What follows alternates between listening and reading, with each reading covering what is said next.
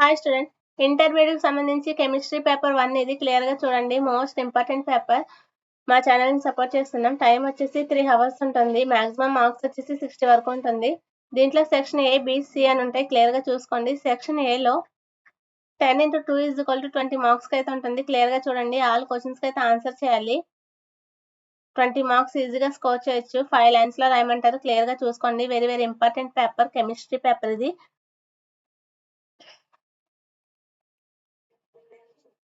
Next section B వచ్చేసరికి 6 × 4 = 24 మార్క్స్కి అయితే ఉంటుంది. క్లియర్గా చూడండి. ఎనీ 6 క్వశ్చన్స్కి అయితే ఆన్సర్ చేయాలి. 10 లైన్స్లో రాయమంటారు. క్లియర్గా చూడండి. మోస్ట్ ఇంపార్టెంట్ పేపర్ ఇది.